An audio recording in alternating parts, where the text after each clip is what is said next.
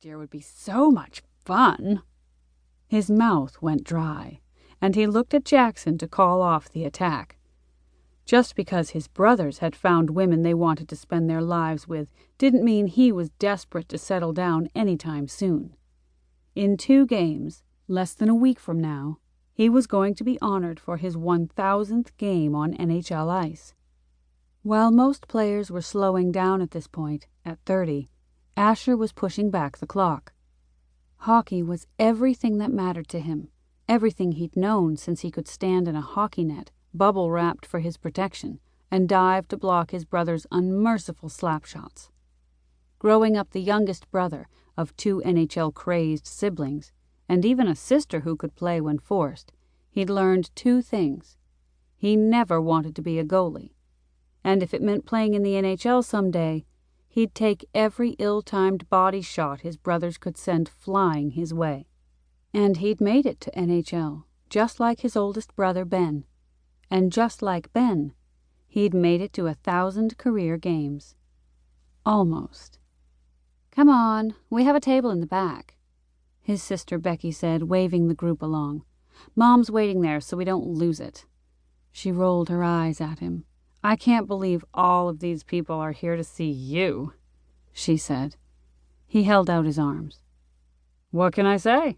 They know greatness when they see it." "So, you're saying they're here to see Ben?" The smartassery in the Westmore family was strong. He shoved her gently toward the back of the bar.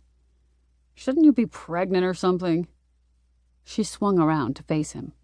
"Newsflash, your new niece is almost a year old. Visit more, maybe?" she said with her normal teasing tone, but there was a flicker of hope that he actually would reflected in her eyes. A small wave of guilt washed over him, but only a small one. It wasn't his fault he'd been drafted to the Devils and not the Colorado home team like his brother. The wooden bar floor was sticky beneath his hiking boots as they made their way to the reserved table. Asher hoped it could be blamed for his apparent limp as he shook hands along the way with people he hadn't seen in years. Unfortunately, the intense pain in his knee wasn't as easy to hide as his disdain over this premature celebration. "Are you going to let me look at your knee before you head back?" Emma whispered. Just once he wished something would escape his friend's sharp eye. "Nothing to look at. I feel great," he said, shoving her gently ahead of him through the thick crowd of well-wishers. "Besides, there's only one ache I'd like you to help me with," he whispered, the smell of her peppermint-scented body lotion making him want to lick her like a candy cane. And he would have, if hundreds of eyes weren't watching his every move.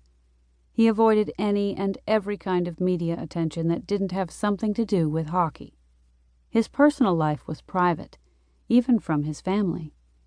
He preferred it that way, and just because he was in his small hometown surrounded by familiar faces didn't mean there wasn't someone in the crowd who wouldn't love a shot of him that they could sell to the tabloids.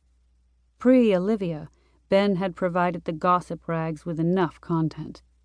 Asher kept his head down and his nose clean.